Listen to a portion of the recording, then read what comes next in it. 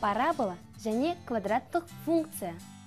Егер сендер аспан әлемін зерттеуші және ғарыш кемелерінің конструкторы болуды армандасаңдар, онда бүгінгі бағдарлама сендер үшін. Бәріне сәлем! Құйрықты мен астероидтердің, жұлдыздар мен ғаламшардың жанынан үлкен жылдамдықпен өткендегі траекториясы парабола пішінін береді. Ал параболаның қасиеті шоқ сәулелерді оның параллельді осьтеріне жинақтау. Оны прожектор, шамдар, фаралар, телескоптардың құрылысында қолданылады. Парабола пішіні кейде төбе мен күмбездер құрылысының архитектурасында пайдаланылады. Тіпті баскетбол добының өзі де парабола сызығымен құлайды.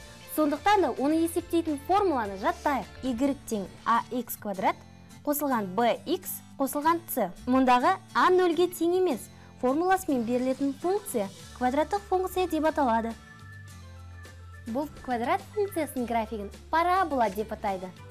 Егер a тең 1, b тең 0, c тең 0 болғандағы квадрат функциясының кездейсоқ оқиғасы y тең x квадрат функциясын талдайық.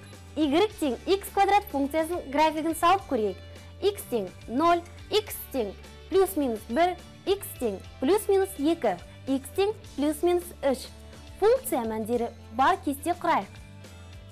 X, y тең 2 квадрат, 0, 0 квадрат тең 0, 1, 1 квадрат тең 1. A, 1-ден 1-ге дейінгі нүктесі. Минус 1, минус 1 квадрат тең 1. A1, минус 1-ден 1-ге дейінгі нүктесі. 2, 2 квадрат тең 4. B, 2-ден 4-ге дейінгі нүктесі. Минус 2, минус 2 квадрат тең 4. B1, минус 2-ден 4-ге дейінгі нүктесі. 3, 3 квадрат тең 9. C, 3-ден 9-ға дейінгі нүктесі. Минус 3, минус 3 квадрат тең 9. C1, минус 3-ден 9-ға дейінгі нүктесі. Әрине, сендер әлі көрші аспан денелерін зерттеуге арналған телескопты құрастыра алмайсыңдар. Алайда, бұған деген алғашқы қадамды бүгін жасадыңдар. Сау болыңдар!